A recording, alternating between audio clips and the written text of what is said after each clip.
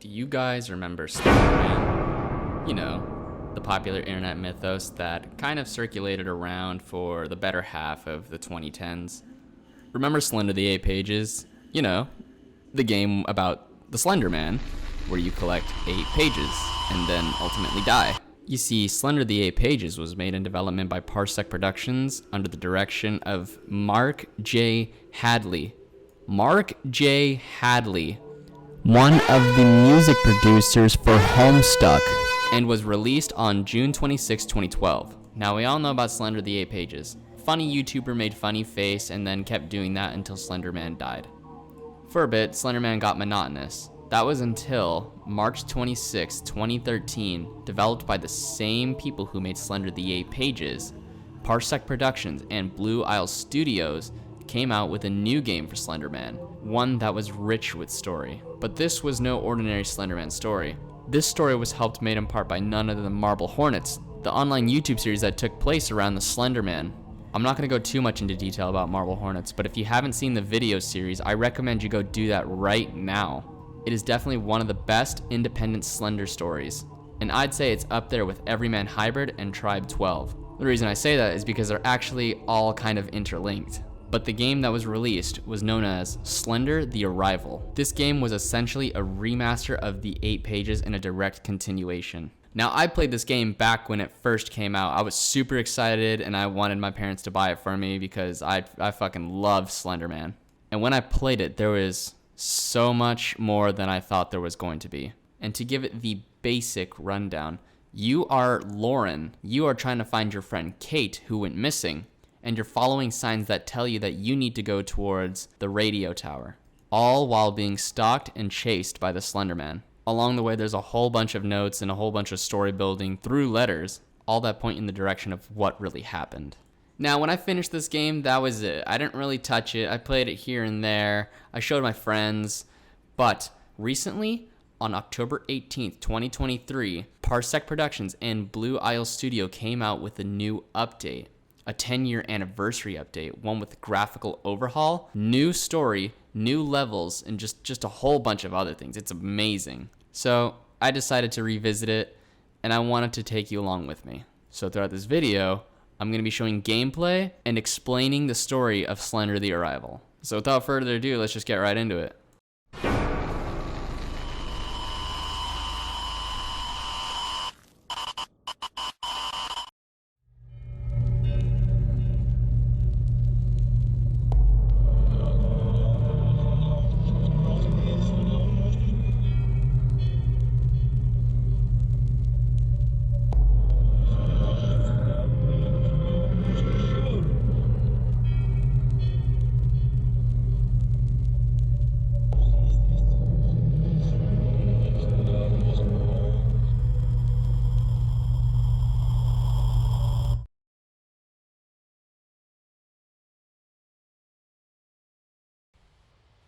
Okay. There we go. This game looks fucking amazing. Back from when I first played it, when it was like a couple of updated like Unity looking trees.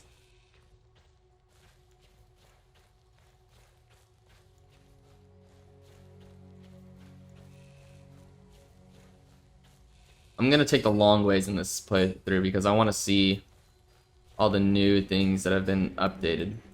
As I said in the intro, it is early stated that you are Lauren and you're headed to your friend Kate's house. You stop in the driveway by parking next to a downed tree. You make your way down the path towards Kate's house and it's progressively turning into night. On your way there, you see a car. Presumably, it's Kate's car. But there's a theory that it's another character and we'll get to that person in just a second. But once you make it to Kate's house, it's dark outside. And you notice that she's not there. After looking around, you see some notes, and the house is in a horrible, dilapidated state. Furniture's thrown about, there's windows open, and the house is just not looking great.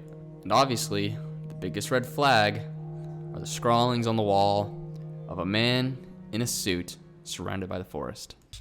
Amazing. I remember not being this dilapidated. Like I said, throughout the game, there's these little notes that give a little bit of world building and lore. The first note that you pick up says, "Hey Kate, It's been a while since we last spoke, hasn't it? I hope you haven't forgotten about me.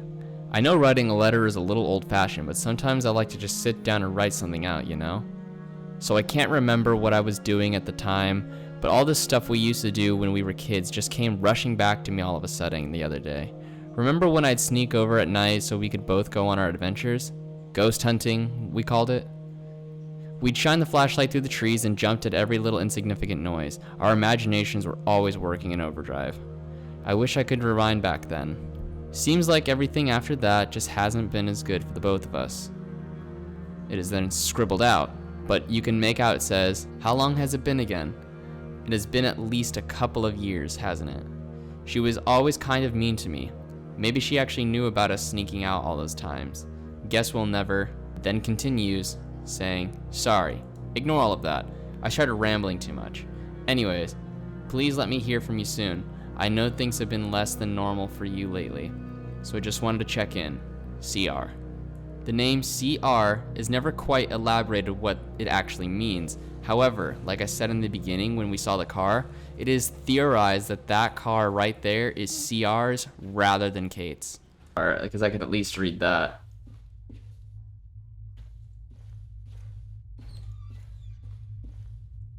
Fucking skeleton, dude. That shit got me.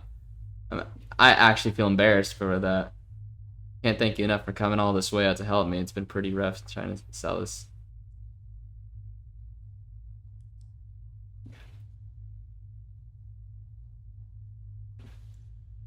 Dude, if these skeletons come to life, I'm gonna cry. There we go. There's our flashlight. Oh yeah. Oh. Ooh. Oh, he even glitches out too. That's amazing. 0 new messages. 1 old message. Hey Kate, it's CR again. I hope everything's okay. I know there's been a lot to take in and wrap your head around. It'll be good when Lauren gets there to help you sell the house. Take a little load off your mind. Give me a call when you get the chance and we can talk. Take care. Press 1 to delete. 2 to return to the main menu. Oh. That's new.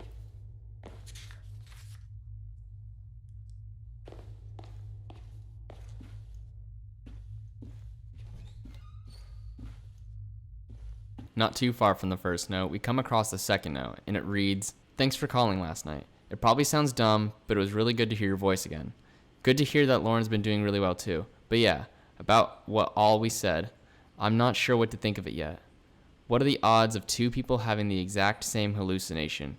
Could it really just be a coincidence? I have to go to my doctor today for some routine stuff, so I'm going to try and casually bring this up and see what he says about it.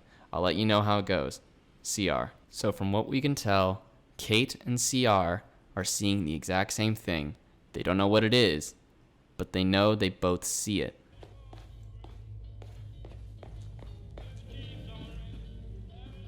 I'm also not going to be doing the secret level.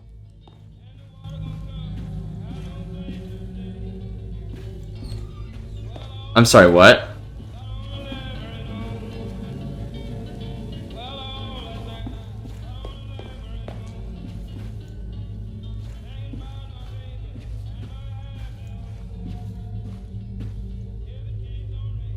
Is that part of the song, or is that like ambient? Okay, that is actually fucking creepy, dude. And I don't get scared that easy. Except by aliens. Aliens kind of freak me the fuck out. This is Charlie Matheson. We're going to talk a little bit more about him, but keep him in mind. Sans Undertale.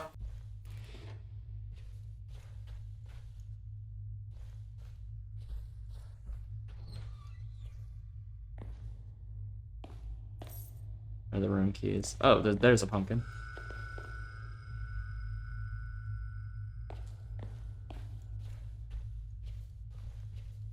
That's kind of cool. They got these little pumpkin doodads you could just kind of collect.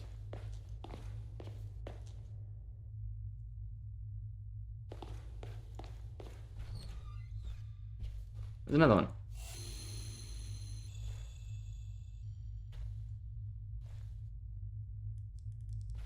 There's a note out there.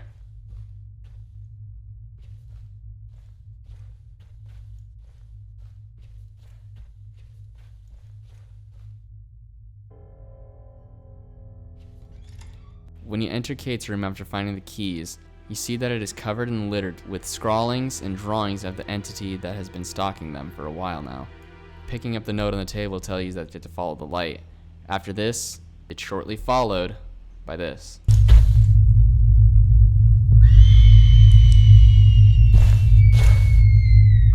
And there's our audible cue. Audible? What? Our audio cue.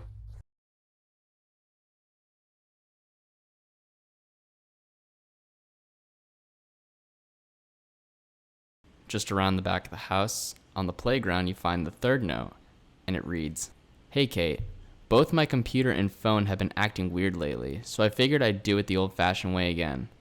Glad we can meet up and talk things through. I agree with what the doctor said too. There's an explanation for this stuff. The shared traumatic event sounds the most logical to me. That night out there in the woods was probably what caused it. I had almost completely blocked that out, but now it's kind of coming back to me. But it's like I said before, it's still really foggy. I think the best course of action right now is to just ignore it whenever you think you might be seeing things again. I'll try to do the same. That'll probably do the trick. CR. P.S. You should call Lauren sometime. I bet some company would help out." To us, the player, we do not know CR. CR has kept themselves a mystery to us and has been friends with Kate only. So it's really weird when we see all these notes addressing us, but we don't know who they are. Oh, it's a generator.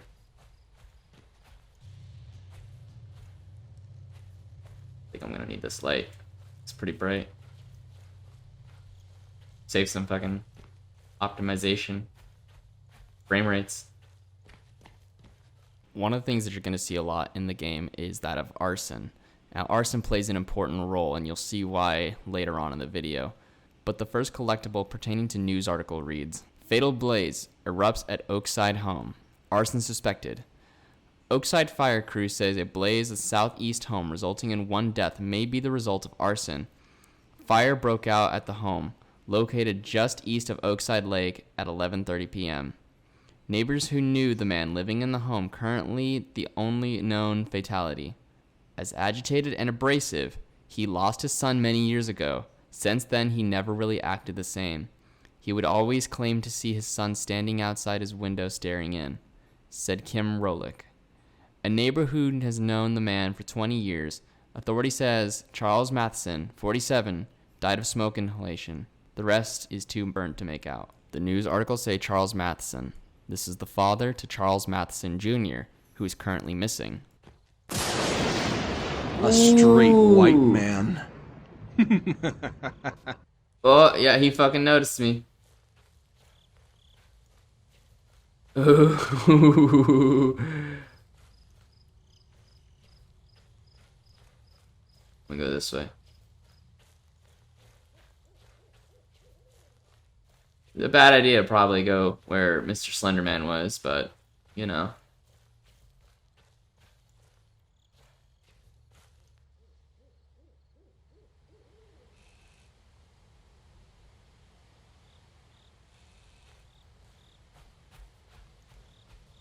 Yeah, it was just right here. On these rocks. Can't get up there. Is this riprap? Concrete? Cement! That's concrete, baby! Ooh, there he is. Oh, dude, he is so fucking big. He is so menacing, dude. How long could... Okay, oh no, he noticed. He is so fucking menacing, dude.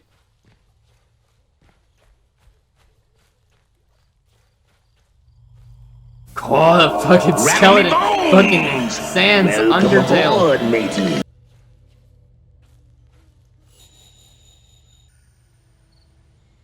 I'm sorry, what? Oh, it's extremely dark in here. Oh, I don't like this.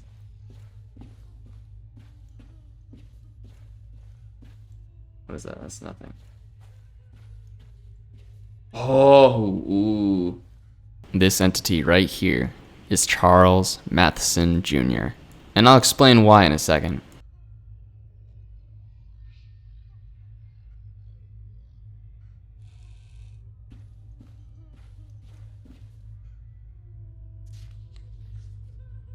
The farm.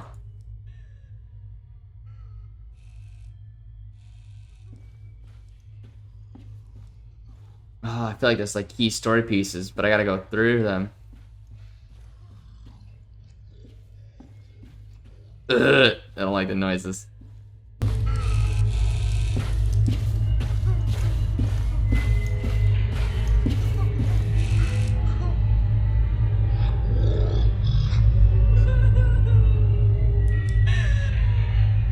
Oh, fuck, he is so fucking freaky, dude. Let me collect this. What's wrong with this place? Why did this happen to us? No answers anywhere I look. Am I crazy? These things I see at night, I don't know what to think. Ever since Charlie disappeared and Diane left, I must have hit a breaking point. I still keep looking. I still hear him sometimes. That cute little laugh. But he's been gone for 9 years. Why does every day have to hurt so much? Slender Man's sick joke.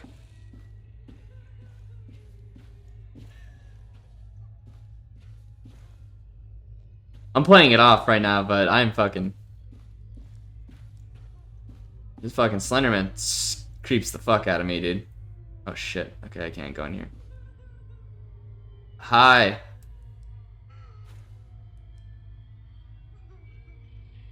I'm like tapping W.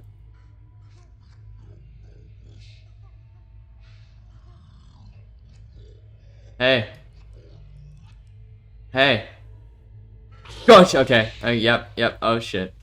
The image that you're currently viewing is supposed to depict the Mathesons. On the left, you have Diane Matheson. In the middle, Charlie Matheson Jr. And on the right, Charles Matheson Sr. Images of the Mathesons show up quite a lot in this series.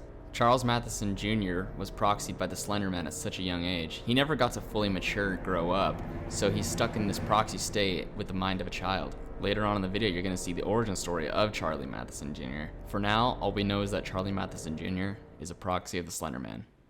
I was genuinely scared of Slender Man as a kid. Like, I wanted to walk into the forest and like search for him and stuff, knowing full well that he would rip my guts out, but I was just so fascinated that I just didn't care. I had like this, I don't even know what to call it, just a strange fascination knowing that this entity is going to rend me in two. Before kicking off the next chapter, we have to read the notebook that Kate left behind. It states, "He came for me. Why didn't I listen? He was right. He said this would happen. Help me. Need CR. He knows how to end this. Come find me. Don't let him in." After reading this, you move on to the next chapter.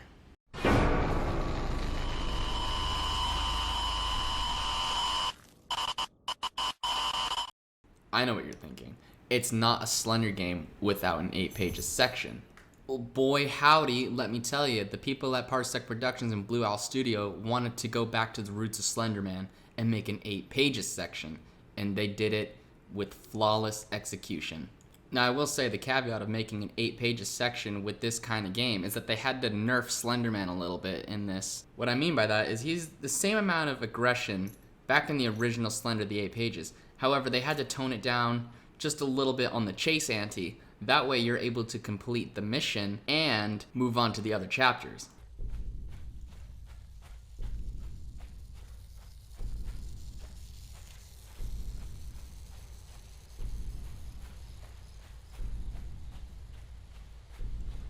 Let's take a right.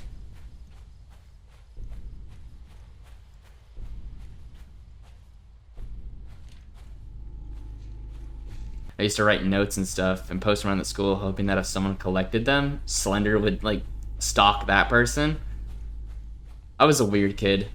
I got in trouble a lot, especially for like horror stuff, not like normal stuff like throwing like wetting toilet paper and like throwing it up at the ceiling. Where? I don't even want to know. Oh, he's right there. There he is. I'm gonna look at his. Oh God. He is good at this now. Like he's good at like. Get on with it! All right, so something I should mention.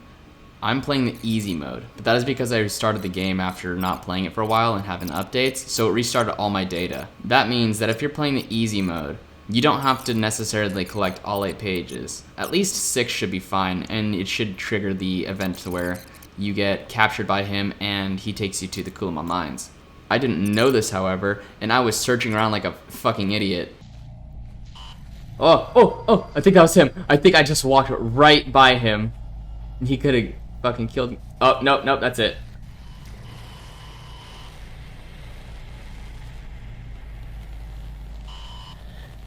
Wait, what? Wait, what the fuck's going on?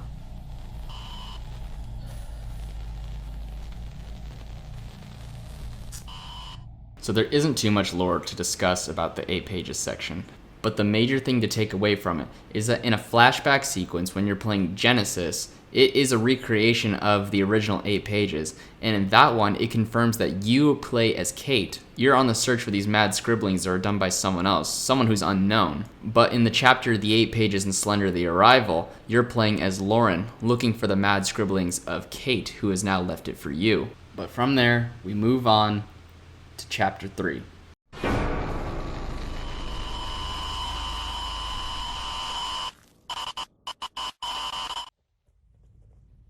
Oh no. Oh, wait, what?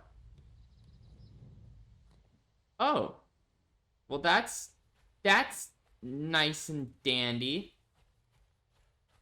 I guess you don't need to finish the... You need to finish that part anymore. At the start of chapter 3, you wake up in a field just outside of the Coleman mines. I think I said Coleman at some point in this video. Fuck. I don't remember where.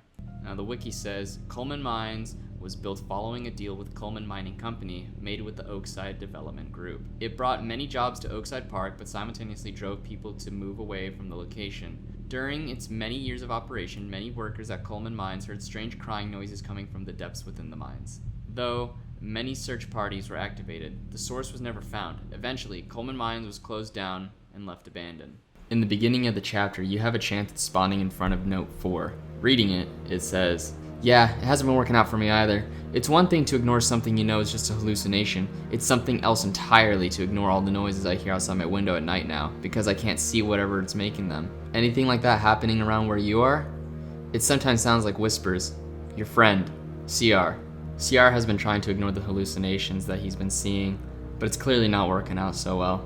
It's hard to know the time frame between note 4 and note 3 because note 3 is handwritten. But if you look at note 2, it states that it was sent what looks to be approximately 3 months. So the haunting by Slender has been going on for quite a while, and it doesn't look like it's gone anything past just stalking. He just stalks his victims until ultimately they just go insane, deteriorating until they enter a form of psychosis. And something else I want to bring up is, even though they're being stalked, it doesn't seem like they're having any symptoms of what's known as Slender's sickness, or just known as the sickness. You see, Slender's sickness is a common trope when it comes to Slenderman stories. Usually a victim is stalked and they start experiencing nosebleed, fevers, common cold, and mild amnesia. But that doesn't seem to be the case here in this story, and it's probably partly due to the fact that they haven't been close enough to the Slenderman. In most Slenderman energies, Slenderman is theorized to emit some sort of sigma radiation. This radiation is usually the cause of the symptoms, so it's not hard to see why they haven't experienced these yet. So much to explore, and I know this is a safe area, that's why I'm kind of taking my time here. There's another chance that you could spawn close to note 5. It reads, "I mentioned it to my doctor again when I saw him today. He really wants you to come in sometime just to talk with him. I think it's a good idea. He also said that confronting this traumatic event in some way could be very beneficial too. Don't worry. I didn't tell him any specifics about what happened. I do think we should go back out to that park behind your mom's house sometime soon.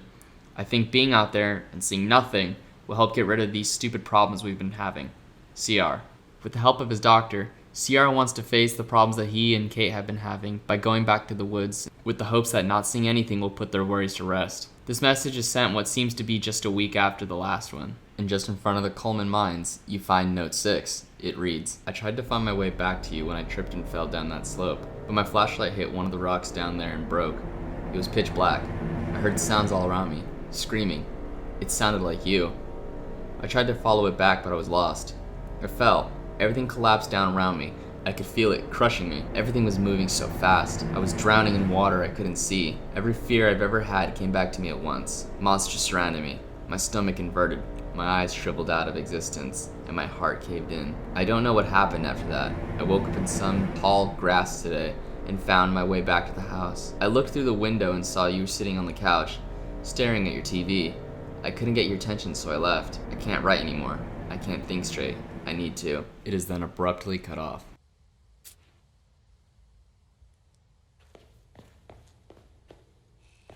And there's our boy again. Charlie Matheson. I think that's how you're saying it. How you're supposed to say it. I see people everywhere who remind me of the man I could have become.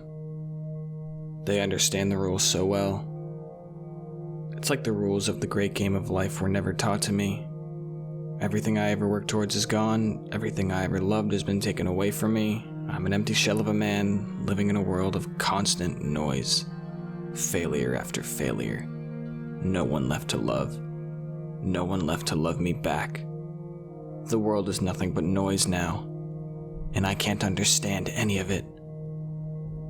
I see everyone else wading through the noise like they're a part of it, familiar with it, while I struggle and drown as some unwanted outsider. None of it makes sense, and I'm alone in it all. No more job. No more family. I can never rebuild it all. I'm a hopeless excuse for a man. I need to get out. Imagine being trapped in a game where you don't understand any of the rules, clumsily trying to understand how to make it through, but you can't. You can't progress. I thought I knew the rules, but it was a lie. You see everyone else wigging by like it's so easy, and no one tells me. No one cares about my game. I'm alone in this forsaken nightmare. Because I don't belong in it. I need to log off. I need to get out of it. I need to rest. I need tranquility. I need to feel like I belong somewhere. I'm not sorry for this, because I don't know this damn world anything, and I can never forgive life. So goodbye, and good luck with your own game. Signed, Charles McGill.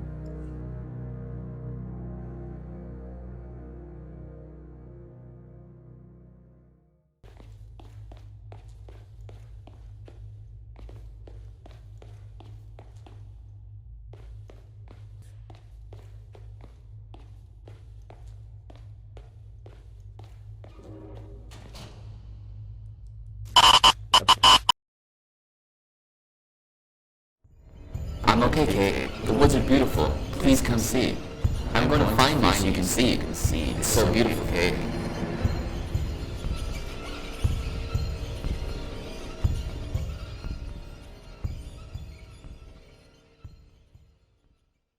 We could assume the note was left by CR, even though he didn't sign off like usual, but clearly something isn't right. It's half-assed, it's on crumpled paper, and there's a bunch of spelling errors. So it's clear that this note was written in a manic state, and it's safe to assume that this is one of the first signs of deterioration.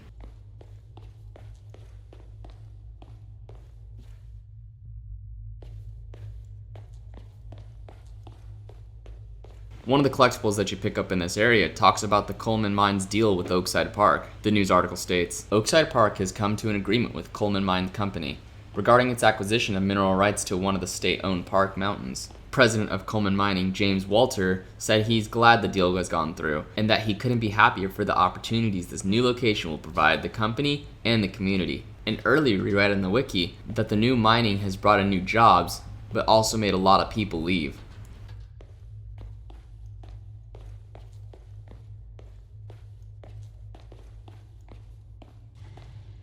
Yep, and here we go. This part is a part. Alright. I think I'm ready for the chase. Let's do it.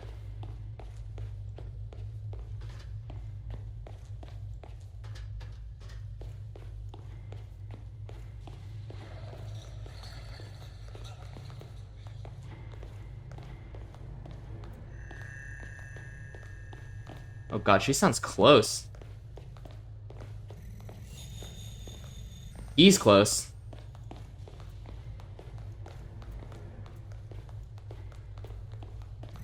Oh god, he just gets closer, okay.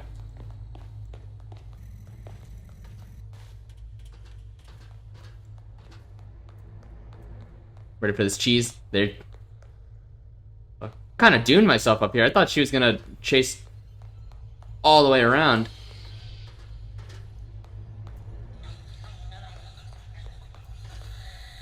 Oh, I fucked myself.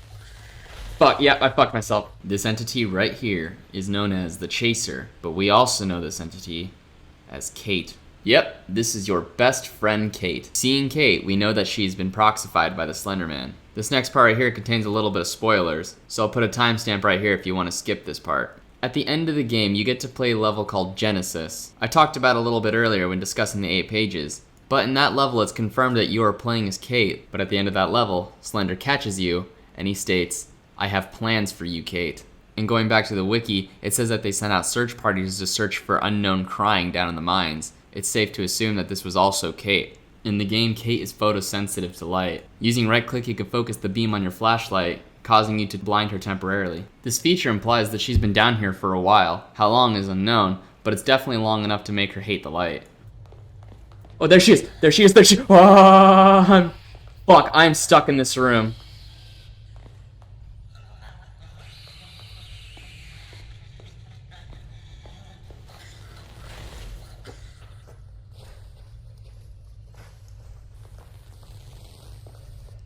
Oh shit! What? Oh god, I got another chance. I don't deserve that. My stupid ass got myself stuck in a room and I should have been dead. Oh wait, no, that's not all of them. That was... Get the fuck out of here. I hear her. I hear her fucking pitter-patters running down that hallway. There she is. Yep, I knew it. Let her get close. Ah! Unmatched power of the sun. Holy shit, hopefully she can't jump down. Did they make it so she has to jump down? Oh god. Oh god, I don't know how close she is to me now.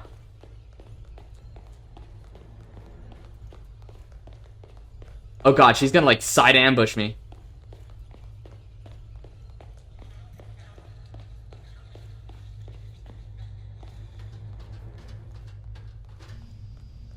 Oh, see you, sucker. Can I fall down there? No, I can't fall down there.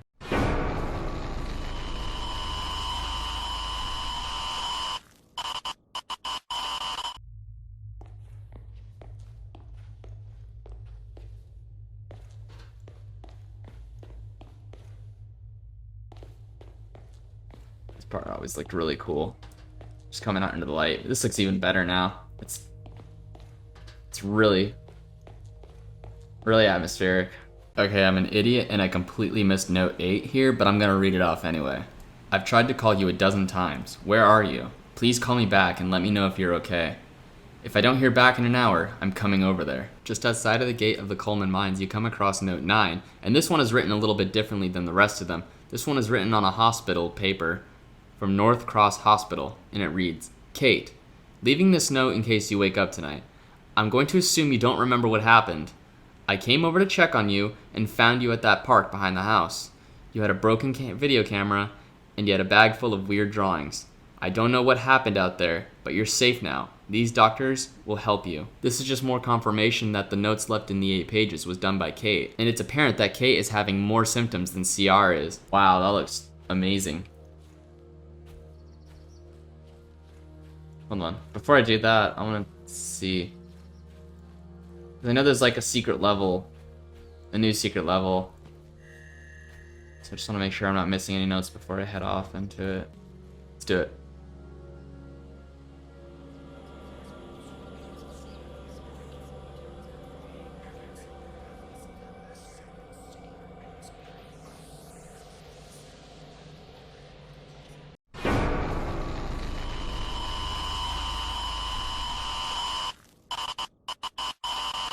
Hey. Oh, I'm a kid. Oh, no fucking way. Let's go.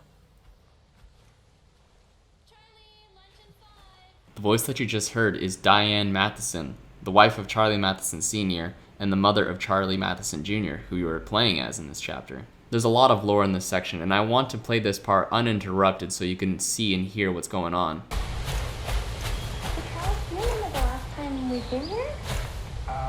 Yeah, it was roughly 3 weeks ago. No, wait, remember the first time we came down here when I proposed to you? Oh, it's so beautiful in the fall. The birds were chirping. What kind of bird did we see that day? Oh, it was a west northeastern mixed shuffling. Oh, yeah, it was beautiful. That's so beautiful. Perfect day. It was a beautiful winter day. I wish we could come out here more often. Yeah, but it's a little bit expensive to come out here every day. I really should be taking these days off from work. You're gonna be like that forever? But no, don't worry about it. You know what? Hey, it's a beautiful day. Yeah, I don't know. Are you happy at the mine? Sure. I'm happy with your mixed Parsec. I have feelings that when they get big at that mine someday, big promotions come up ahead. So you don't think I'll have to ask Dad for any more money? Well, maybe. This next paycheck's gonna be a little bit low. Really, Charles? Yeah. I want to give Charlie everything I can, and I don't know if we'll ever get there. Oh, don't worry. Student loans will take care of college. You seem a bit nervous. Will the banks even give us the money? I mean, your checks are so small. Oh, no, that's perfect. We don't make enough money. We'll make the largest loan. Maybe I should get a job on the side. I mean, I don't think it'd be a big deal. Okay, why don't we just go have some ice cream? I forget all these money problems. I do love ice cream. Remember Like that? Sunday? Oh my god, I love hot fudge sundaes. Yeah, I know. It's your favorite. And we can get Charlie something. No, I don't know. I'm kind of worried about Charlie's health. I'm very concerned about his well-being and his health and safety, always. Yeah, I do feel that. I don't know. I think you gotta let him be a kid. Let him explore and have fun and, Yeah, you're right. Let's take your suggestion. Today and back. Well, Charlie is already out exploring. Oh, He's good. playing in the sand, and we're so lucky to be out here where we can, let him go and explore Let's and go. find Where you things. safe and secure. I love it here, and the beach is beautiful. Do you want to go swimming? No, as you may recall, I actually can't swim. Oh, Yeah. But I guess I'll like knee deep in the water, play around. I can watch you swim. that's maybe. like almost as much fun as you actually swimming. Those are me actually swimming. Yeah. You know what? Maybe this was a bad idea. Why did we come to a place so close to all the water where you can't really enjoy Why was it my yourself? dream to move here, in Oakside Park, next to the lake, where I hate the water? Whose idea was this? Was his father's idea? Well, you know what? I thought it was a great idea. I like the water, and even if I need to plug my nose when I go swimming, I can at least enjoy it. And if Charlie wants to learn how to swim, I think we should be somewhere close to the water. But you're right. And I can actually put my head completely underwater without using my fingers to poke my nose. Oh. And I can open my eyes underwater. You always seem to just want to rub that in my face. Yeah, well, maybe you shouldn't rub my career choices into my face. Do you even have a job? I don't think so. Hey, did you go to college? Yeah? No, you did? High school diploma? Okay. My mom said that the most important thing always is family, and I think I do a pretty good job at taking care of the household. Yeah? Where's your son?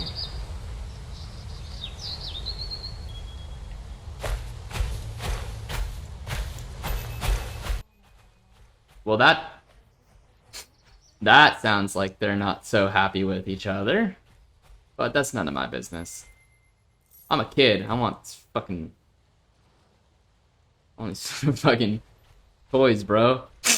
This is fucking toys, man.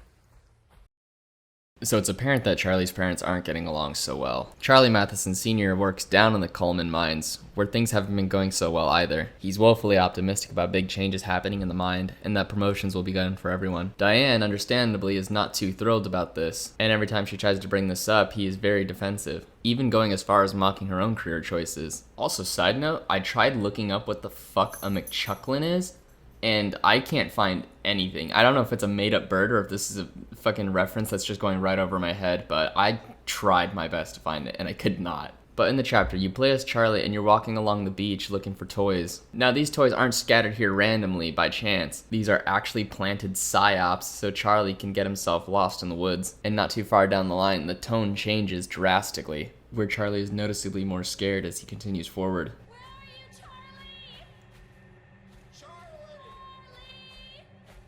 Ooh.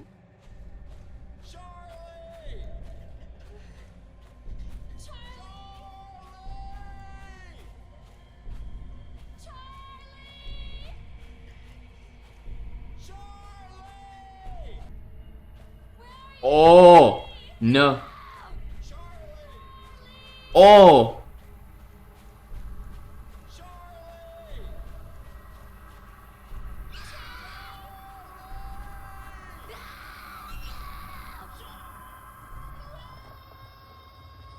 That's cool. That's so cool. Holy shit. So if it wasn't clear what was going on, this is the moment where Charlie became Heisenberg. This is the moment where Charlie became proxified by the Slender Man. All that is heard is Charlie screams and his parents calling out to him. Now that is something I would like to see these developers do if they ever make another Slender Man game, is if they can make it in a kid's perspective.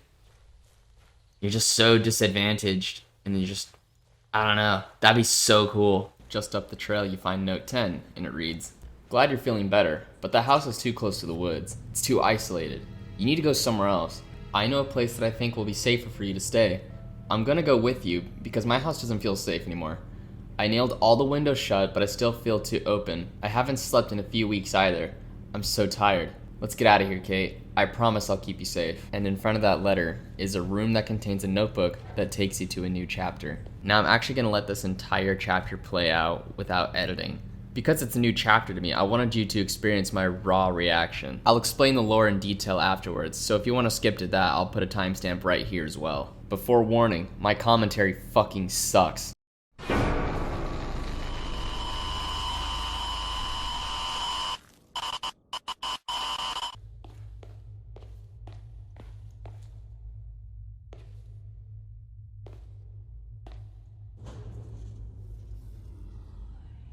What?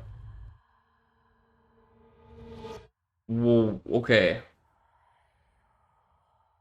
What the fuck is this?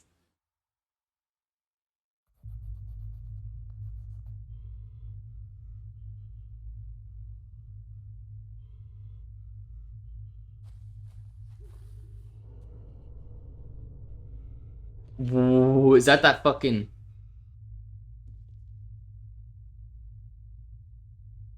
Oh, that's so fucked.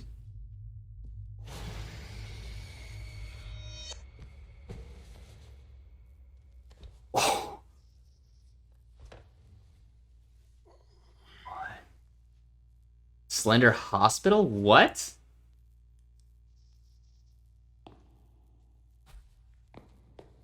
Is this like a callback to when people like used to make Oh my god. What? It's so fucking new. It's like a callback when people used to make Slender, like, hospice and all that. That's what I'm feeling right now.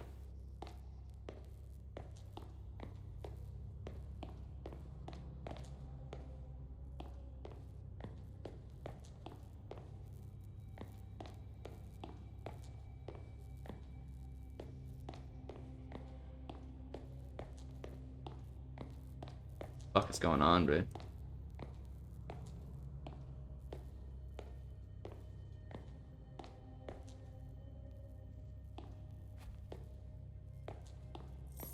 Oh, a key. I didn't even see it. Just fucking started clicking shit.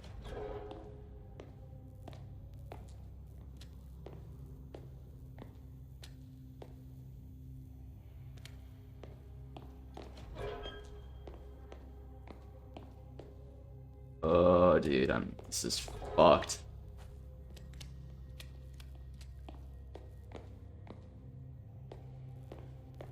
Can't see myself in the mirror, of course.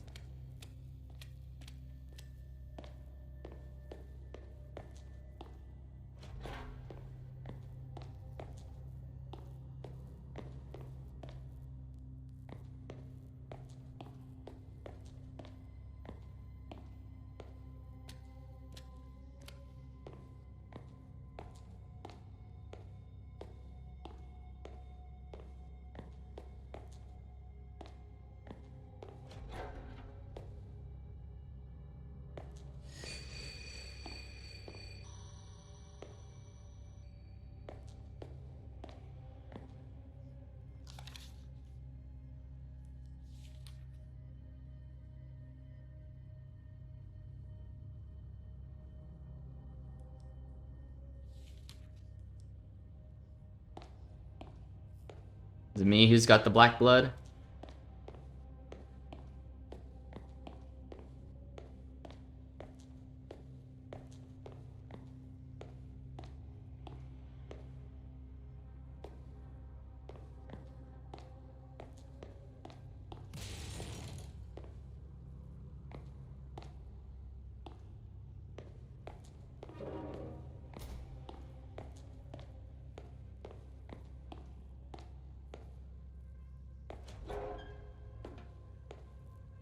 Before I go in there. Front desk. Any of the phones work?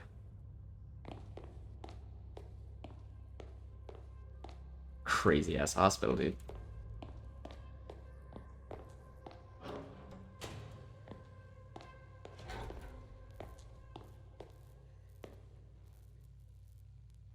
No, I just started crying, dude. No way.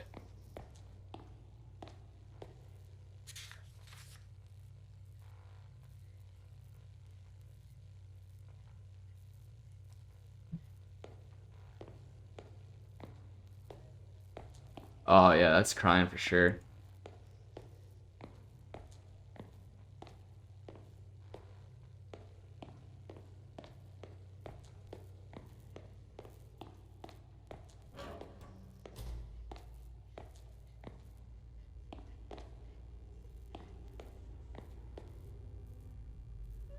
What the fuck?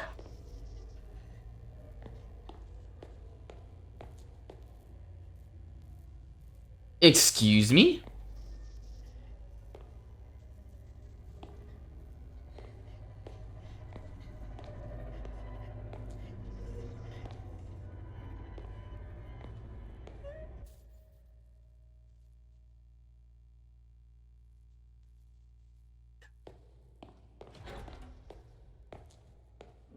That's a crazy effect. What?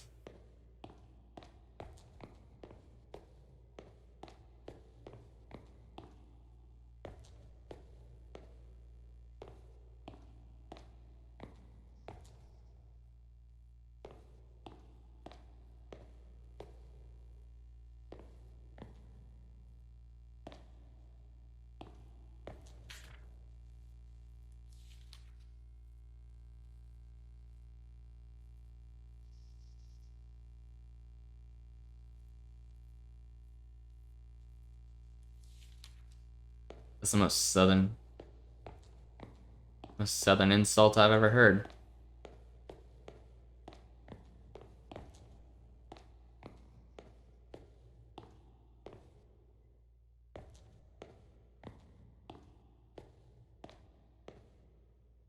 I just saw a door here.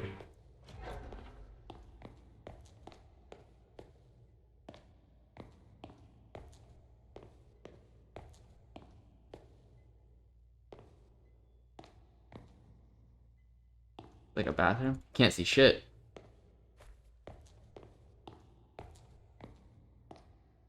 I'm sorry, I'm stalling. This is actually terrifying.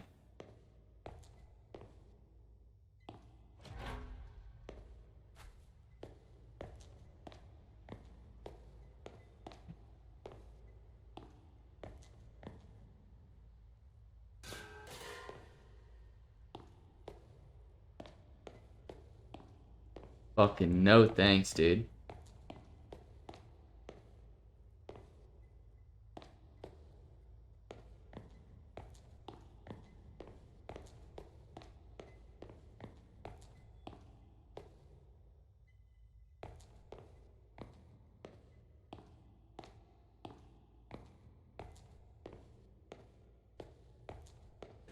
Deathly quiet too.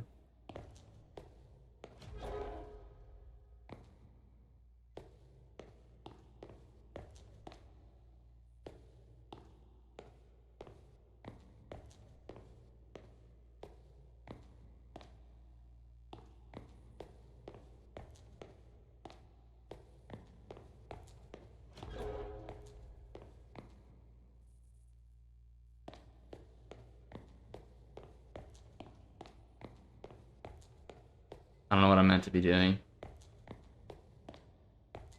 Oh, there's a flashlight. No thanks.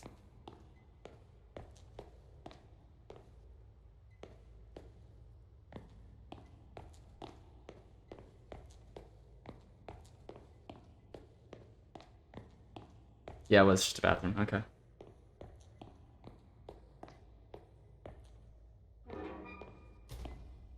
That's locked.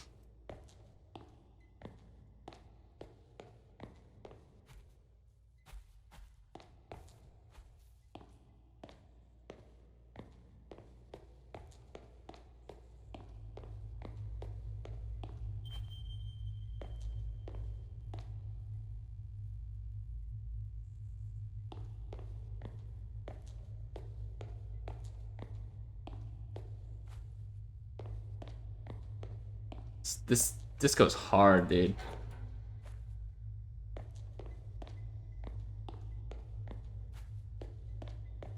Go upstairs. Yeah. Oh, okay. Alright, well, I guess we're going down.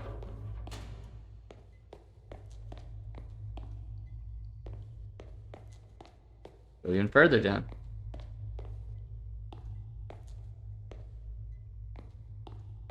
No, it doesn't want to throw me in there? Okay.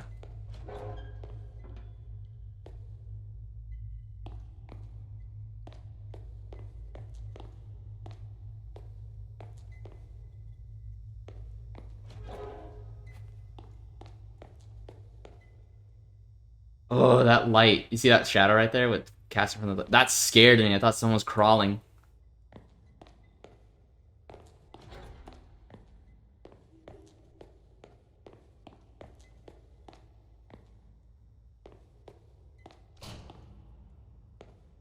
Okay, this is where I die.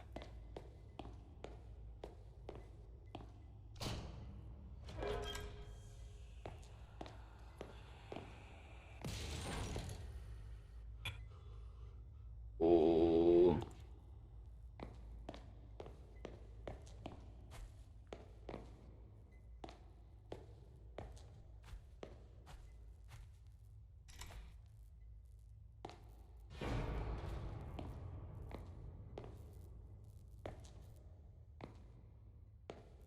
The original Slender Stinger.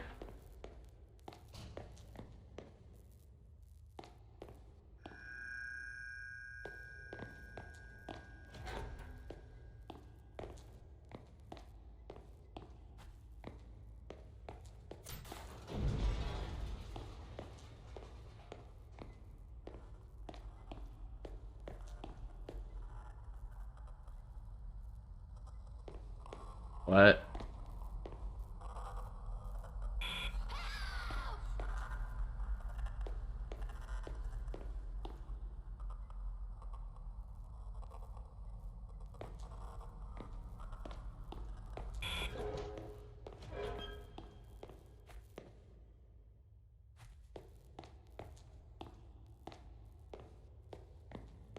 Fucking let me out of this bitch, dude. I'm done. This is fucked.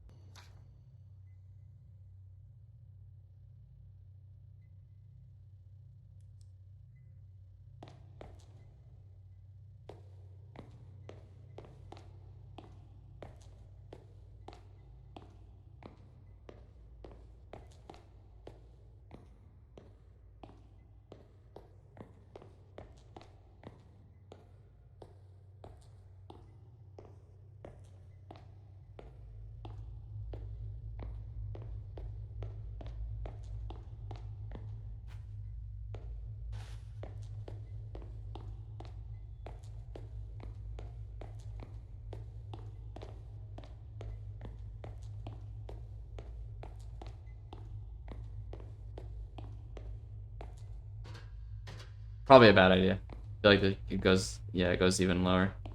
We don't want to crash down.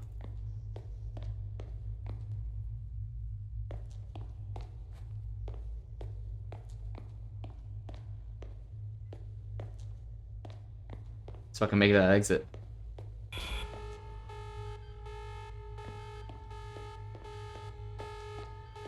I figured as much.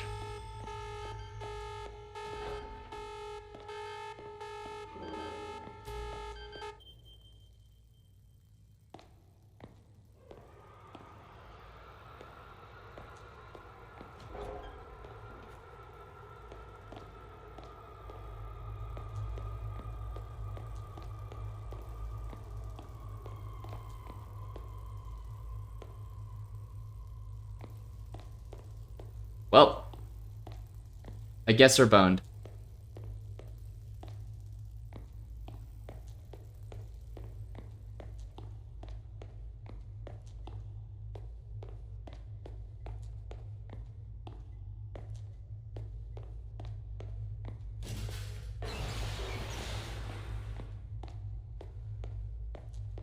Oh, it's the elevator.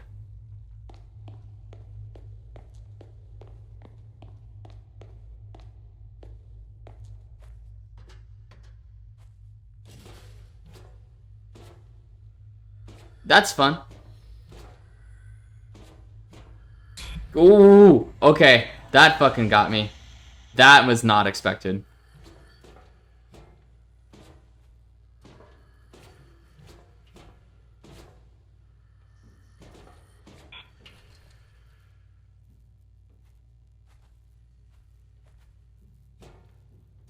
God, he fucking crawls walls, dude. It's over for me. It's so Jover.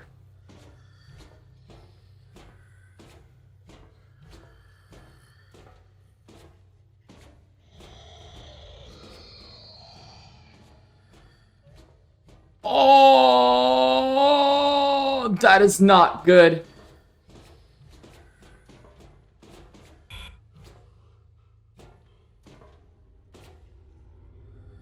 That was not nice.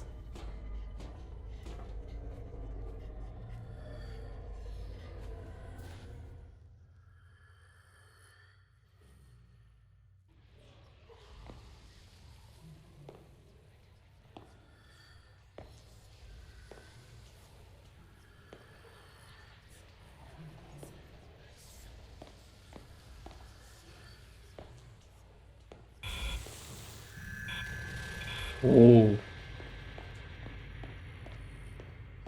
That's so cool, man. It's freaky as hell, but the visuals are so cool.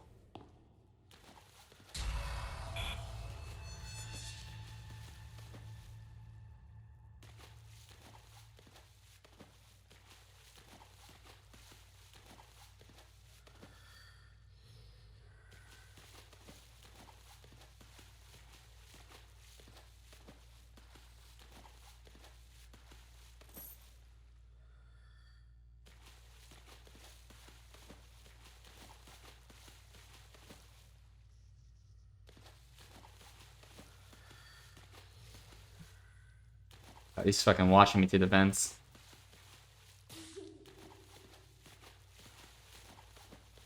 Alright, let's get the fuck out of here. I just grabbed a key, no?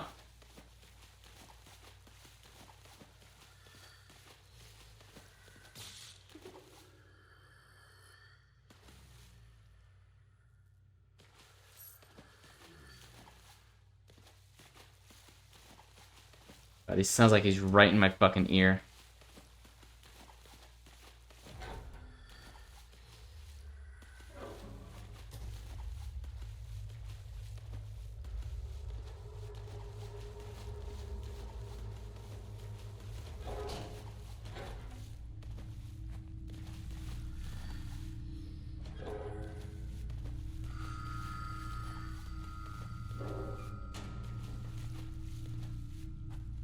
I'm not standing out of that. OSHA would recommend otherwise.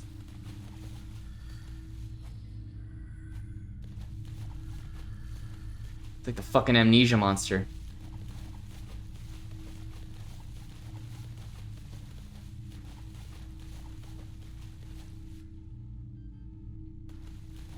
Holy shit.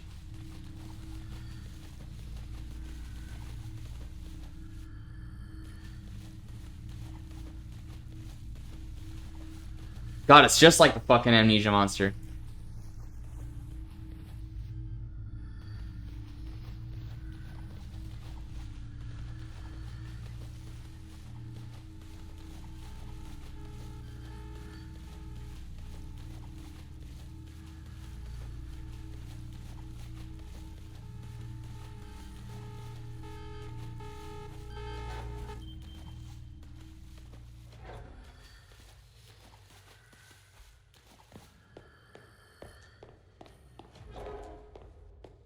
We're so dead.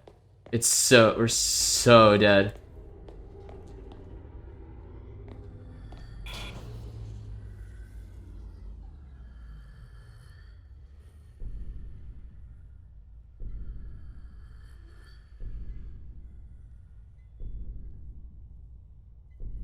I can't fucking move.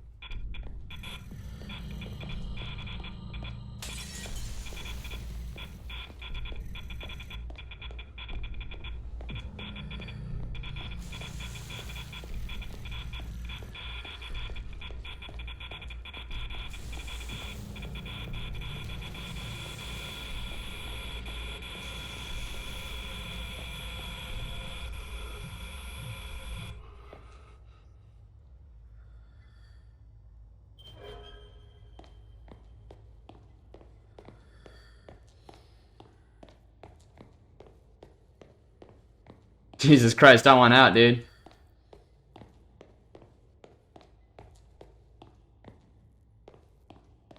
I get it, Slender. You don't like me.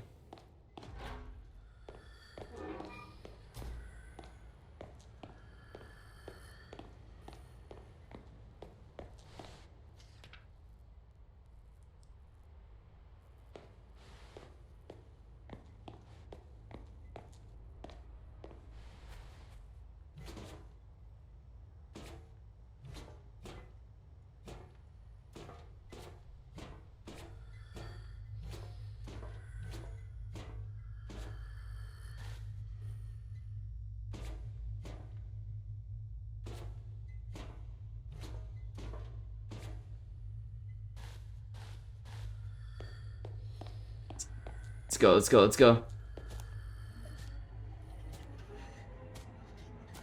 Oh shit.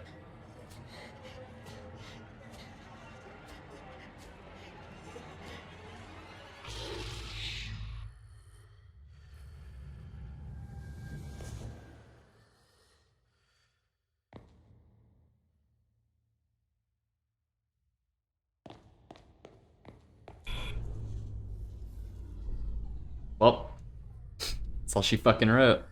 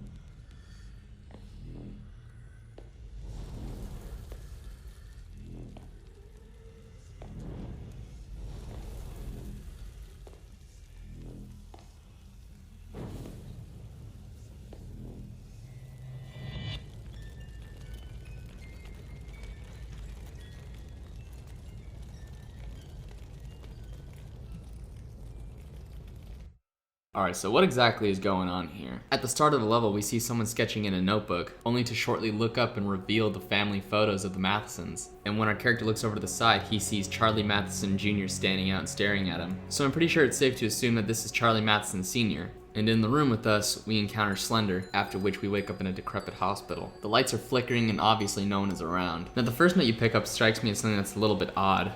It's written, patient presents with distressing symptoms, including paranoia, reoccurring nightmares, hallucinations, and unexplained memory gaps. Symptoms progressively worsen. Family has a prior history of mental health conditions. Severity unknown. Now the note itself is not what strikes me as odd, but rather up at the top where it says the patient's name. You see, it starts with an S. With my experience in healthcare, they usually do the last name first and followed by the first name. Both Charlie and Matheson don't start with S, so I assume they're starting with his title rather than his name, which would be Senior. But I don't know, I think I'm gonna need game theory on this one. Game theory. Did Slenderman. design all these levels to kill himself? But to further drive evidence that this may be Charles Matheson Sr., the presence of children's toys all around. Once we find the key on the bed next to ours, we are able to freely roam the hospital. Just down the hall from us, we come across a doctor's office. The doctor in question is Dr. James Anderson. He's the doctor that's been looking over Charles Matheson Sr., and on the desk we find a note about a toxicology report. It reads, Toxicology notes. An unidentified fibrous black substance has been found in the patient's blood. We will need to run several samples of it to an external lab for detailed analysis. Now this also strikes me as a little odd because I've never heard of anything such as black substance in Slender sickness. So I looked it up. What I found was this thing called azoth. Azoth, originally known as Slender sludge, is a material used in the Fear mythos and various Slender blogs. In the Fear mythos, it is a substance left behind by the Slender Man. It appeared in early Slender blogs such as Let Us Keep Living, Exilus Viridis, I'm probably saying that wrong, and The London Librarian, later incorporated heavily into the Fear mythos. It is a black, tar-like substance that appears to be sentient. It is used to control proxies, being thrown up by injured ones, and sometimes even bled out by Slenderman, leading some to believe it may be his blood. So I'm not entirely sure if this is supposed to be that, but I think it would be interesting. Down the hall and past the operating room, we get our first look at Charlie Matheson Jr. As we get closer, the world around us distorts, almost like a metaphor, as if to say Charlie Matheson Jr. was Charlie Matheson Sr.'s world. And now that he's gone, the world has been warped around him. But as we get close to him, he disappears. Once we pick up the flashlight, we can continue our way through the hospital. Not long after, we're met with a familiar sound. Down the hall and past a clinic lobby, we stop by a room where we're trapped inside. Opening the closet, we see Charlie Matheson Jr.'s toys, and just behind us, we see him as a proxy.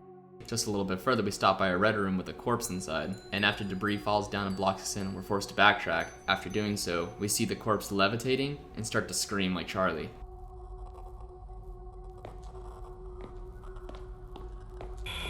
Through the door that was previously blocked behind us, we go down the hall and make our way towards the medical classroom. On the podium at the front, there's a note and it reads, Team, it is with heavy hearts that we inform you the tragic loss of one of our esteemed colleagues, Dr. James Anderson.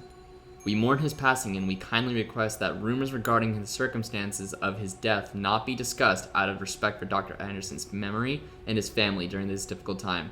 Regards, Emily Thompson, Hospital Administrator. Not too long ago, we actually passed by Emily's office, and it appears the cause of death of Dr. Anderson was not a natural one. My hypothesis on the matter is that Dr. Anderson, while trying to help Charlie Matheson Sr., got himself into a situation where he's now been stalked by Slenderman, or a proxy, resulting in his untimely death. But continuing forward, just down the hallway, we go to an opening which leads us to the lobby. However, trying to escape through the front door only causes it to shut and the alarm to go off. After shutting off the alarm, all that can be heard is a scream.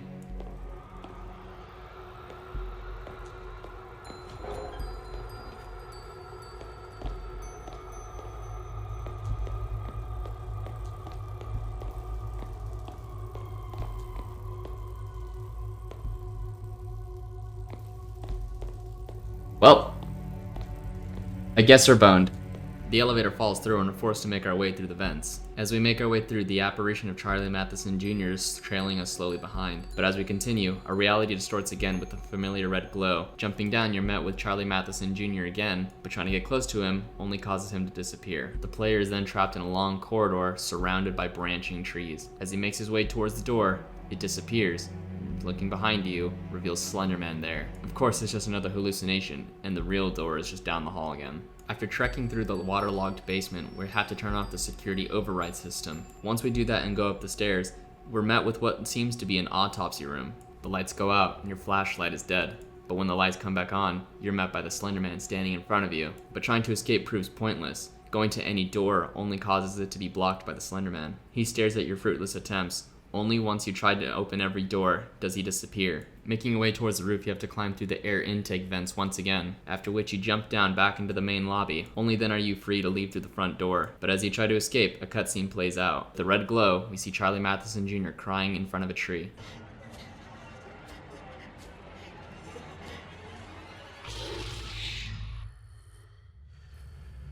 The screen fades back to a large empty room. After a short while, Slender Man appears and surrounds you. And when you wake up again, you're back where you started in that hospital room. Only this time, writing on the wall tells you to end this and to save your son. Just at the end of the final hallway, you're told you need to cleanse with fire. Now, back in the beginning of the video, I told you that arson plays a huge role in this game, and that is because the only way to stop the Slender Man's chase is to burn everything down and ultimately die in the fire. And that's exactly what happens with Charles Matheson Sr. We see him slowly dying in his house due to carbon inhalation, and on the wall we see the shadow of Slender Man, showing that he never truly stops. This new level was great. It had me holding my breath in a lot of parts because I just had no idea what was gonna go on. And I think it did a great job of giving us some expose on Charlie Matheson Sr. A lot of the parts felt really tense, and I genuinely was not sure if this was gonna be the end of it or not. But I'm glad I can genuinely say that I enjoyed the level, and I hope that in the future I get to see even more levels just like it. But for now, I suppose that's the end of Charlie Matheson Sr. Rest in peace, homie.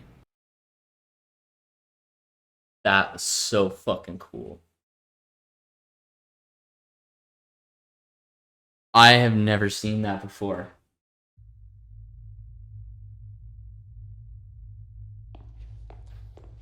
So fucking cool, dude. Going back to the original level, you have to make your way down the path and through some opening in the rocks. There you're met with a small shack on the side of a mountain. Inside there's an analog TV and 2 VHS tapes that you have to watch before progressing. Yeah, me too.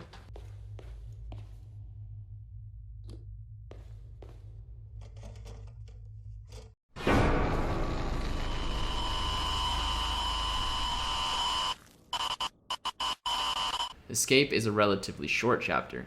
It gives you an explanation as to what happened to Kate just before she left her house for good. We see she's aggressively sketching on paper, and there's a storm going on in the back, although something scares her, and she is prompted to close all her windows and doors.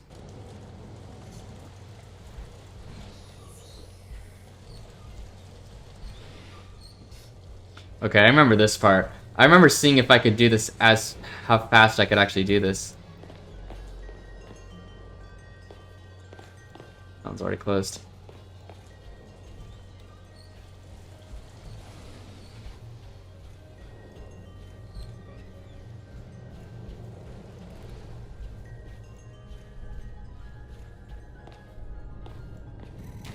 Oh, he's already in here.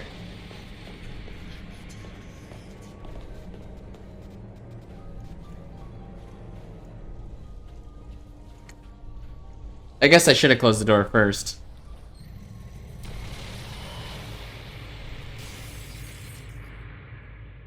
Again, it's relatively short, and there's not a lot of mention. However, there's some speculation that this moment was not too long before Lauren actually showed up to her house, although it's unsupported. The only real plausible piece of evidence is that this cutscene in the very beginning of the game shows that there are storm clouds in the background. But what doesn't make sense about it is that Kate has been a proxy in the Coleman mines for a while. Unless the time between Lauren waking up from the 8 pages chapter to the Into the Abyss chapter, she must have been out for a really long time. But that also wouldn't make sense because her camera shows that she's at least 50% battery, and it would have died out long before the chapter if that was the case. Now, the only other piece of evidence that supports this theory is that you can hear Kate scream off in the distance. So maybe the canonical time of travel between the places are a lot longer than we think. It's either that, or the process of proxification is not that long. Regardless, the chapter ends there and we're off to chapter 7.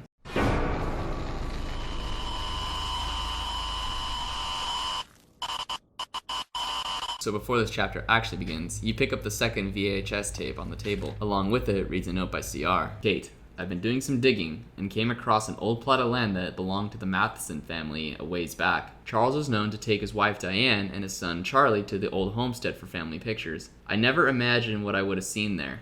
I think Charlie may have seen something he was never meant to see. Enclosed is a recording of my findings and some documents I came across. We're dealing with something dark here, Kate. Something I can't quite explain. We then put in the VHS tape and play the level.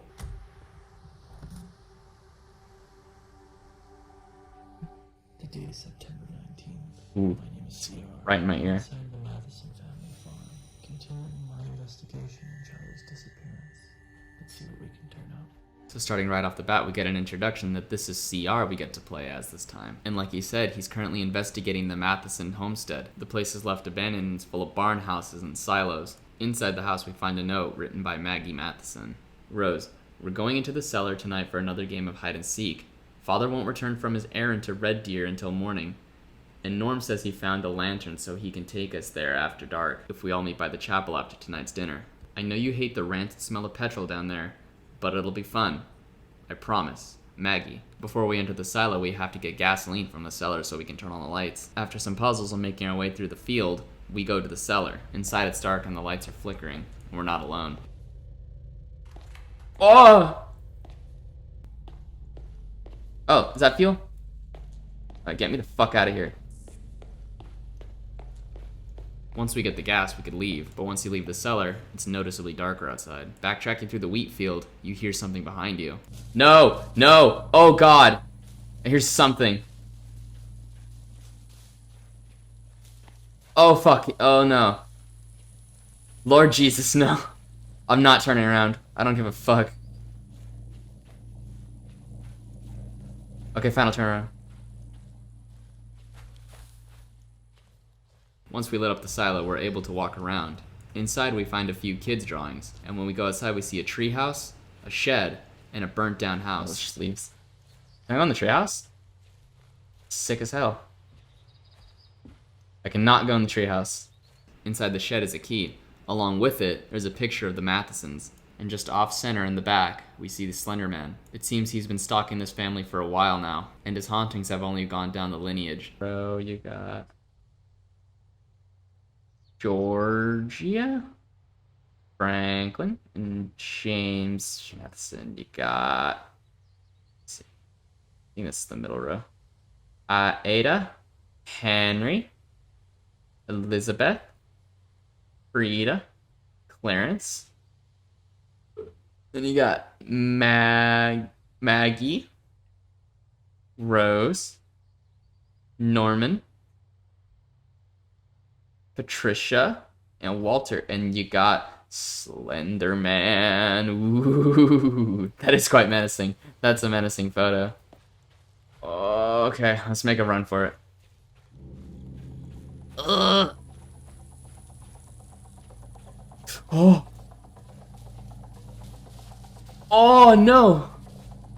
No, thank you. Does he know I'm here? Like does it have pathfinding?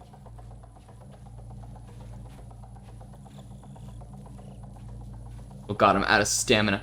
I am out of stamina. Go. Go. Ugh! Ugh! Oh! Oh, no. Jesus Christ. That was actually horrible. Oh, oh, oh, oh god, he was like right. Oh my fucking god. Holy shit, dude. Fuck. That actually gave me a heart attack. Can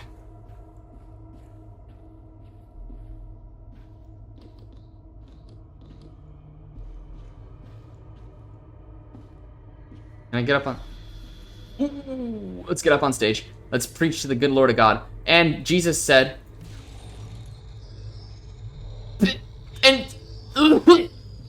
And Jesus said, get that thing out.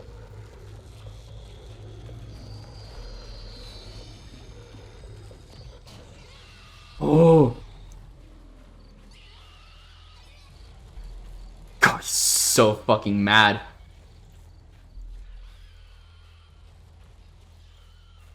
God, he's screaming his head off. He is mad as fuck.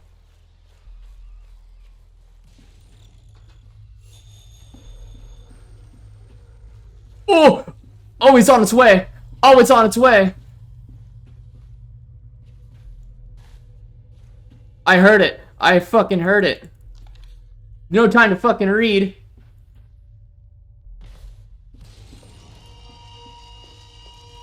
Let's go. Go, go, go, go, go, go, go. Oh. Oh. Okay, we're dead. Oh, no, we're not dead. Okay.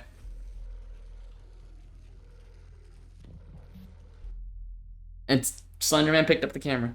Alright, on the first playthrough, I missed a couple notes in the attic. So I went back and actually played it so I can collect those. Oh boy. I get to play this level again. Oh, I hate it, dude.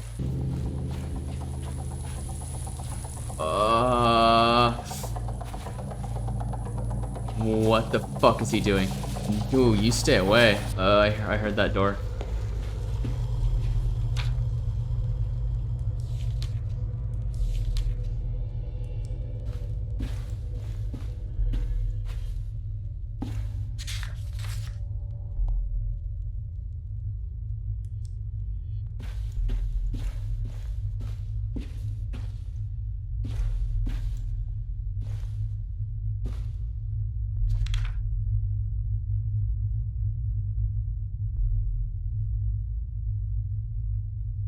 Okay, that's the one I missed.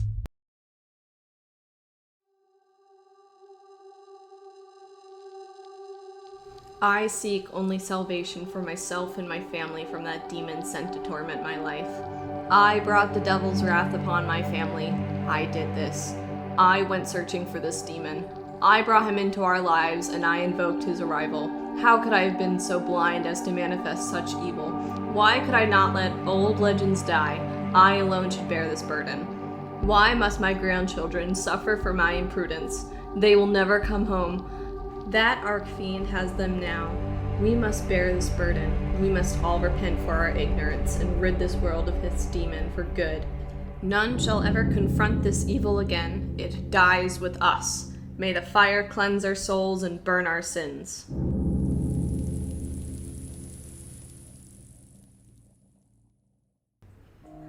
Dearest Frida, though my heart still pains for your missing children, I fear for your health, my sweet sister. You mustn't worry your mind with those twisted tales of our youth. You know as well as I they were merely tales to keep us all in good behavior. If only Mother knew what those silly legends would do to you. Though I have no recollection of the one you mentioned. Was it from one of Mother's books you took with you? I wish I were with you now in your time of need, rather than whittling my days away alone. I wish you well, and Ocean Valley away. May my thoughts and prayers reach you. Franziska.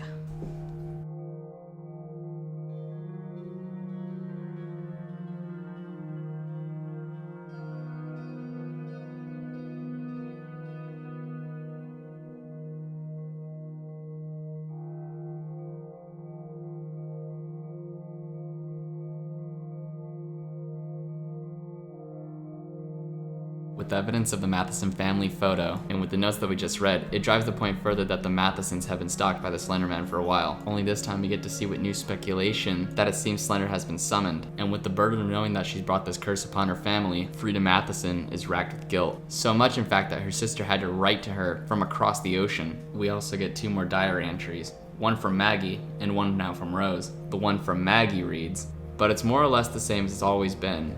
Maybe tomorrow. Maggie." And "Father is making us pray again tonight. It'll do no good. It's bothersome if anything. And I'd bet anything that Patty and Walt ran away from this miserable old place. And I don't blame them one bit. Grandmother and Rose insist on some batty tale that a strange man took them away. Am I the only one who's keeping their wits around here? Maybe I should run away too. Maggie." The diary of Rose reads, "Dearest diary, Patricia still has yet to come home. Mother insists she ran off to search for wildflowers again, but I know that's not true. It was that man. That thing grandmother keeps rambling on about. I do not think she's mad. I've seen the man myself. He watches us as we play. Patty went to him, I just know it. If only mother would listen. I wonder when she'll come home. Rose."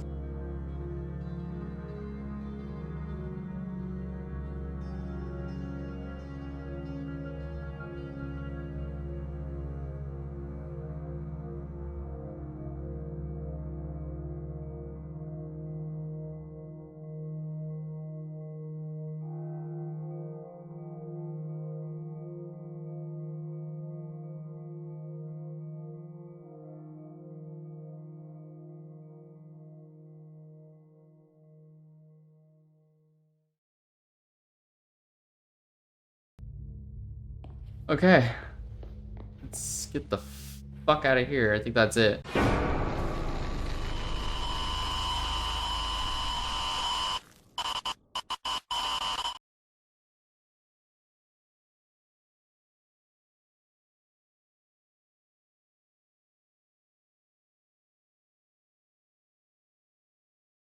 Starting the 8th and final chapter, the door that was previously closed to us is now open. Walking up the mountain, you come across another note. Reading it, it says, "The house had to go. It can't save me anymore." The note looks burnt up, so it's safe to assume that he burned down his house, as is a common theme in this game. Just a little further up ahead, we go into a rock quarry. There contains a package labeled for Kate, and on top of it we find note 13. This note reads, "Meet me by the street in an hour. I left a list of things to bring with you. Leave everything else behind. I'll explain everything as soon as I see you. I know how to fix all of this. Don't tell Lauren about me." And this one is the final numbered letter written by CR. And even more up ahead, we see manic writings on signs and on the walls. We are then met by the sight of the forest around us burning down. The player has to navigate their way through a maze of burning trees, trying to make their way up to the radio tower. All the way there, Slender is constantly blocking your path, trying to stop you, even going as far as using his tendrils to try and grab you. But eventually you make your way up towards the door and slam it closed behind you. And after finding a key inside, the player then walks down a long, narrow corridor surrounded by fire. Along the walls are even more manic writing. All of them are apologies, writing about their failure, how they couldn't stop the Slender Man in his arrival. And in the final room, just at the end of the hall, we see a corpse. Going up to it and interacting with the camera, we get the voice of CR and Kate.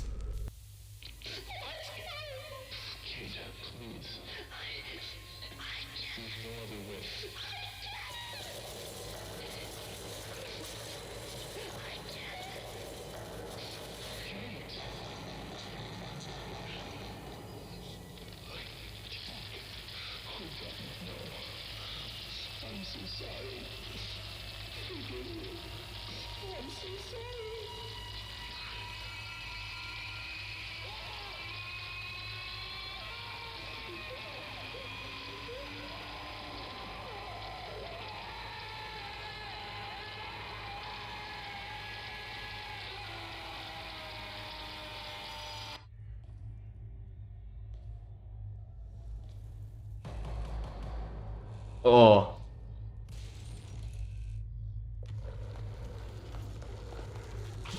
Ooh.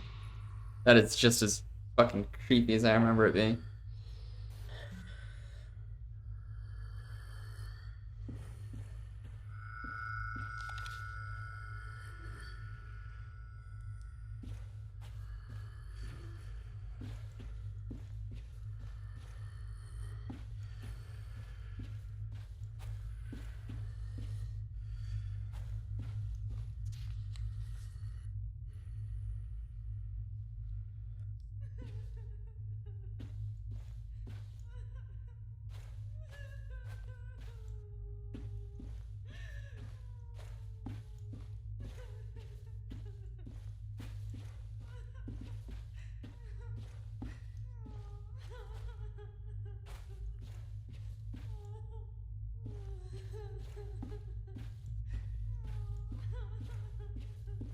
God, I'm fucking boarded up in this house with it.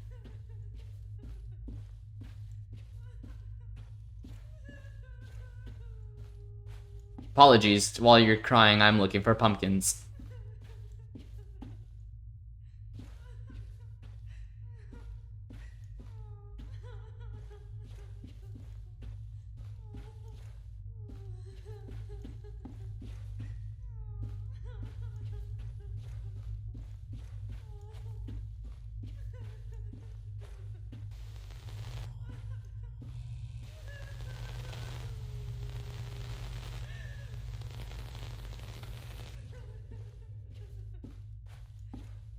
Fuck.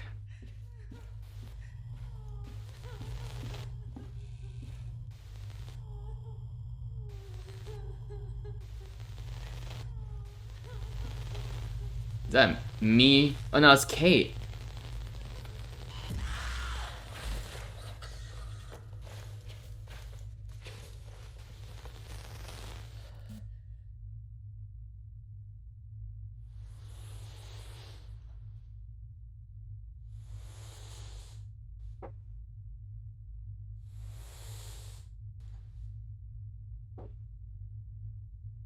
So at the end of the Arrival chapter, we're taken by Charlie Matheson Jr. to the burnt house. But rather than killing us, he stares at us as we look around. In this basement, we find another note from CR, but this one isn't numbered, and the tone of the letter seems way more optimistic than what we're used to now. It seems this note was written as a prelude to what events happened. Kate, this is pretty exciting, isn't it?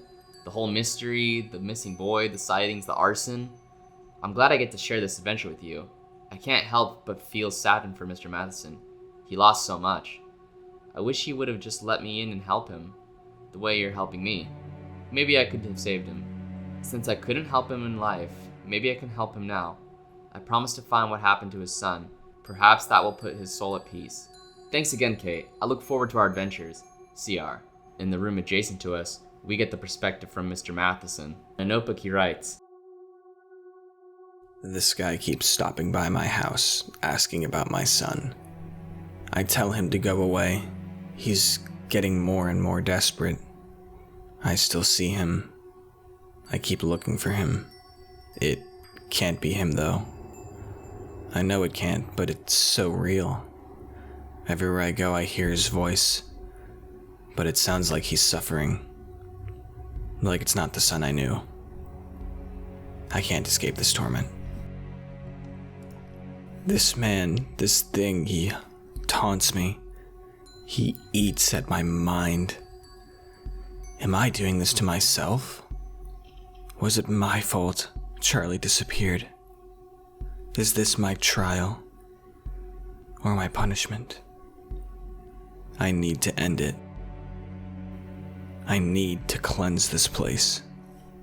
Once the notebook is collected, Charles Matheson Jr. disappears. You're able to go upstairs now, but once you get up there, all you hear is crying in the distance. After mazing your way through the house, in the corner you see a crying figure. Only this time it's a familiar face to Lauren, but ultimately, trying to approach her results in death. So what exactly is all going on in this game? I'm going to be giving you a brief timeline of what's happening. In 1881, Oakside Park originally started as a trading post in the Rocky Mountain Trail, but later, it became a popular village for those who were trying to escape the commotion of urban life. Later down in the 19th century, the Mathesons live on a farm. Both Franziska and Frida's mom buys volume 1 of a book called Granny Richter's Big Book of Stories. One of the stories that she reads is the manifestation of Slender Man. Now, in-game, the book is called Versweflung, which is just a cheeky edit of the German word Versweflung, which roughly translates to despair, desperation, or distress. I'm not German, so I don't know. But in real life, there is a story that actually has been correlated to the Slender Man. On many Slender Mythos wikis, there's a story called the Grossman. It's supposed to originate to medieval Germany in the 16th to 18th century. In the story, he's known as the Tall Man, the Big Man, the Giant Man. But the legend states that der Grossman is a fairy who lived in the Black Forest. Parents would warn their children to not go in the woods late at night or stay up too late. If they disobey their parents, the Grossman takes them. Some of the stories describe the Grossman as having pearl-orbed eyes or no face. So the description's really up in the air with that one. But again, this story is believed to have manifested the Slender Man, but not to a point where he's any danger yet.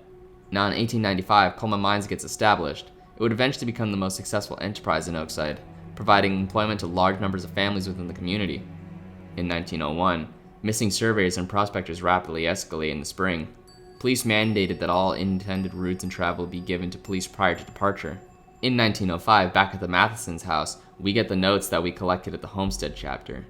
At this time, Frida Matheson's an adult, and she digs up the old Granny Richter Big Book of Stories again and reads it to her children. Only this time, Slender becomes an even bigger threat because he's been manifested even more. And ultimately, Patricia's taken by Slender Man. Rose writes in her diary that she knows that the Slender Man took them, and she hopes that she'll come home soon. But Maggie, on the other hand, says that it's always been like this, and that nothing's gonna change. She's not too optimistic that they're gonna find Patricia ever. Within the same year, Walter Matheson is now taken by Slender. All that's happened has really taken toll on Frida, and her sister Franziska writes to her from Europe. Regardless, however, Frida gives in to the madness and burns down the Matheson house, along with the family inside. Some of the family members survived, however, and years later, Charles and Diana Matheson would give birth to Charlie Matheson Jr. And after all the disappearances, a hiker failed to report back to staff at the park, so the rangers thought that it was an unnourished bear that may be roaming the park.